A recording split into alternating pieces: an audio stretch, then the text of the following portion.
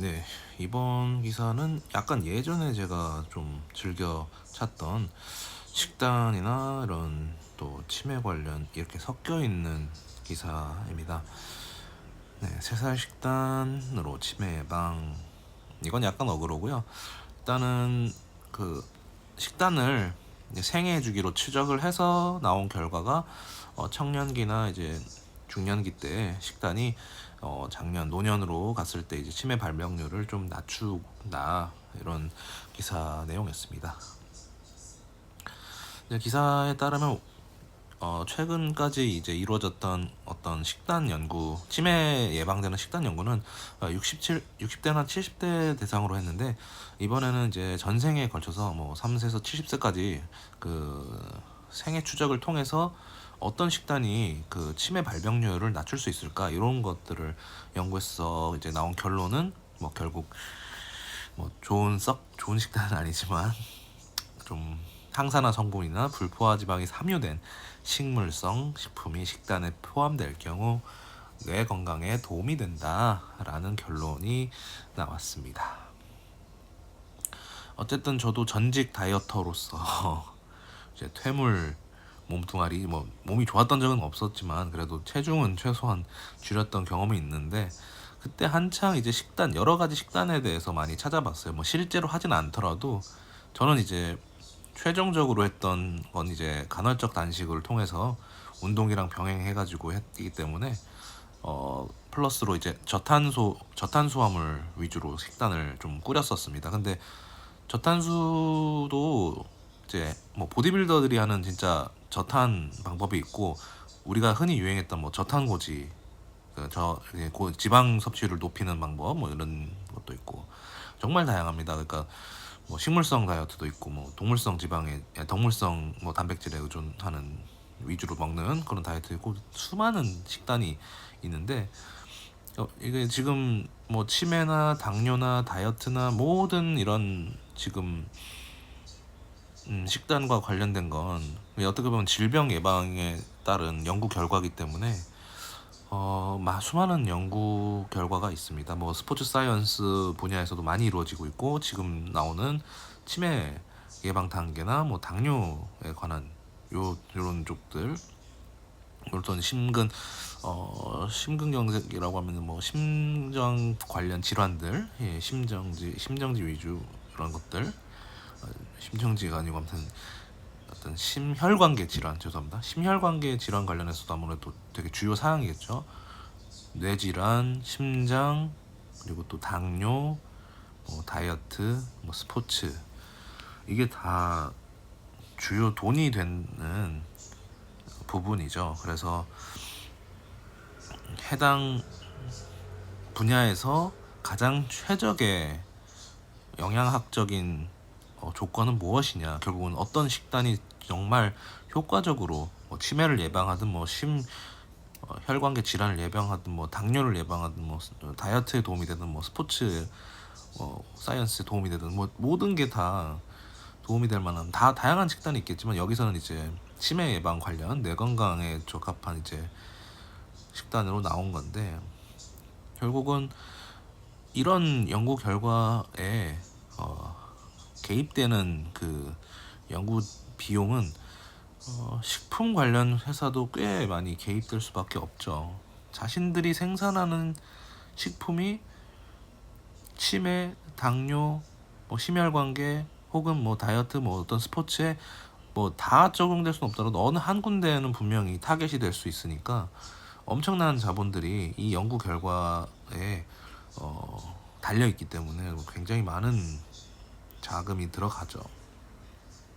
제가 이 기사의 연구 결과에 대해서 부정하거나 반론을 제기하는 게 아니고, 이러한 연구들이 활발하게 이루어지는 것은 결국 돈이 되기 때문에 이 수많은 논문들이 써지는 거죠. 물론 돈의 영향을 받지 않고 쓰여지는 논문도 많기 때문에 교차 검증이 되죠. 근데 문제는 어떤 식단이든 다 장단점이 있어 버려가지고 판단하기 어려운 경우도 있어요. 만약에 제가 이제 다이어트를 좀 심하게 좀 빡세게 할 때는 한번 구글에 검색을 해봤어요. 이제 어떤 식단과 뭐 우울함의 관계. 근데 어떤 식단을 하든 단점으로 이게 하다 보면 우울해진다. 그러니까 정신적으로 좀 우울해질 수 있다. 이런 게 있더라고요. 아무튼 그렇게 뭐 꼭 집어 말한다면 모든 식단에는 다 장단점이 있기 때문에 결국은 취사 선택을 어느 정도 해야 되는데, 물론 지금 뇌 건강에 아무래도 식물성 식단이 좋을 것 같다는 생각은 들긴 해요. 왜냐면 과도한 동물성 단백질을 많이 섭취하다 보면은 이 단백질이라는 게 과도해지면 결국은 그 베타 아밀로이드의 형성 요소 중 하나가 그 변형된 단백질이 그 뇌 혈관으로 이제 많이 축적되면서 발생하는 그런 설이 있거든요. 이거 저도 뭐 자세한 건 아닌데, 그 베타 아밀로이드라는 성분 자체가 약간 단백질 요소라고 알고 있습니다. 그래서 오염된 형태. 원래는 뇌혈관으로 파고 들어갈 수 없는데 그런 것들이 축적되다 보니까 뇌가 약간 오래된 그런 녹처럼 막히면서 그런 이제 인지가 떨어지면서 알츠하이머가 발생하는 건데, 식물성 식품이 아무래도 제가 생각했을 때도 약간 뭔가 긍정적으로 느껴지긴 해요. 왜냐면 워낙 동물성 위주의 식단이라는 게 연구 결과상으로도 항상 공격받는 입장이라서. 그래서 이제 최근까지는 모르겠어요. 에킨스 다이어트에서도 이제 단백질 위주로 먹다 보면, 근데 단백질을 보통 많이 채우려면 결국 동물성 단백질로 채우는 경우가 있는데, 그걸 아예 뛰어넘어서 카니보어 식단이라고 해가지고, 이제 카니보어는 진짜 아예 모든 음식을 다 배제하고 오직 그 동물성 식품으로만 식단을 짜는, 그렇기 때문에 이제 내장까지도 먹어야 되는 그런 식단이 있는데, 뭐 그게 맞는 사람도 있다고 하는 거 보면 좀 참 이 식단 연구의 끝은 어딜까 좀 신기하긴 해요. 진짜 식단에 대한 그 검색만 이것저것 하다 보면 진짜 내가 어떤 식단을 해야 될지 못 정할 정도가 되기 때문에 좀 어느 정도는 자기가 중심을 잡고 검색해 볼 필요도 있어요. 또 깊이 파고들다 보면은 다 그에 합당한 연구 결과 논문 요약본들이 이미 인터넷에 널려 있거든요. 정말 영어를 조금만 그냥 고등학교 때 영어 지문 읽는 정도만 문해력만 있어도 대충 이런 내용이구나 해가지고 이제 해석본만 봐도, 뭐 요즘은 또 뭐 건강 관련 이제 인터넷 언론사들을 통해서 많이 번역이 된 부분도 있지만, 진짜 좀 딥하게 들어가시는 분들은 구글로 이제 영어로 검색만 해도 진짜 뭐 유력 뭐 하버드에서도 그런 거 연구 논문 이제 요약본 어렵게 나온 게 아니고 뭐 한 아티클처럼 그냥 기사처럼 이렇게 뽑아주는 데도 많고, 이제 건강 관련 아예 전문 사이트들도 굉장히 많아서 너무나 이제 근거가 확실한 이 연구 결과를 토대로 한 식단들이 너무나 많기 때문에, 그리고 우리나라에서는 좀 뭐 참 논란의 여지는 있지만 많은 사람들이 하고 있는 간헐적 단식에 대해서도 굉장히 많은 사례들이 있고, 근데 우리나라는 약간 헬스 쪽, 그러니까 보디빌딩식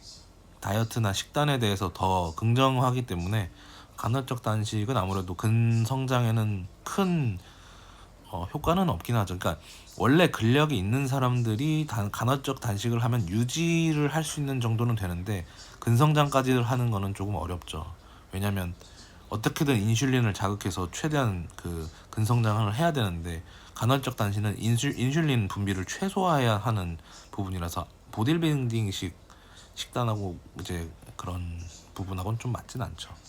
아무튼 이야기가 좀 뭐 많이 벗어나긴 했는데, 그러니까 그러니까 청년기 중년기 식단부터 조절한다는 거는 제가 봤을 때는 맥락이 맞는 것 같아요. 왜냐면 그 베타 아밀로이드가 쌓이는 시점도 30년에 걸쳐서 쌓여서 문제가 발생하는 거기 때문에, 시간상으로 보면 만약에 5, 60대 발병하면은 한 20, 30대부터 관리를 해야 된다고 하면 청년기 중년기가 맞죠.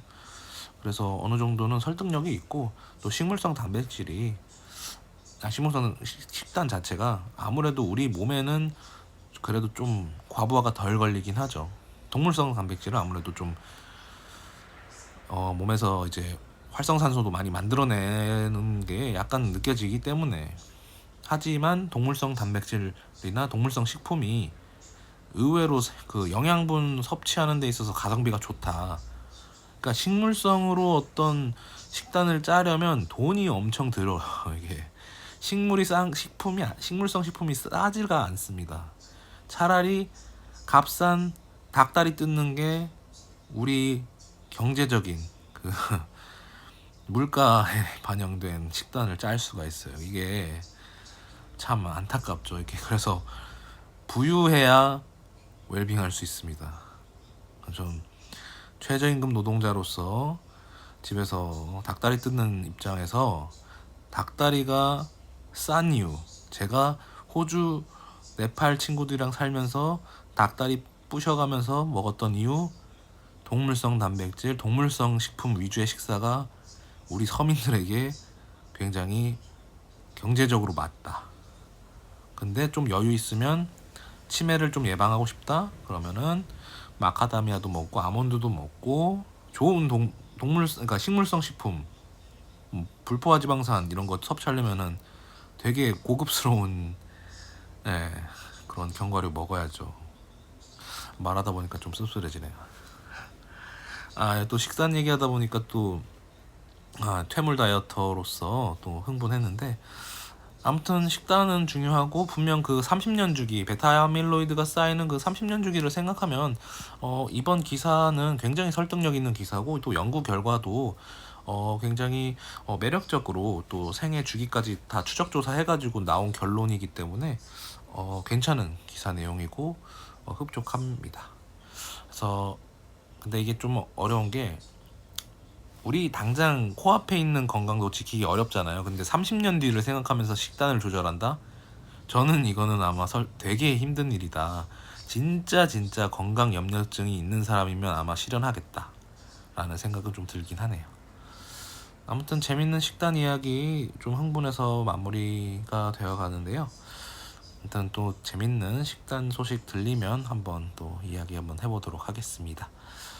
네, 퇴물 다이어트가 나중에 다시 다이어트로 복귀하면 또 다이어트 이야기도 하면서 이야기 한번 해보도록 하겠습니다. 네, 지금까지 들어줘서 감사합니다.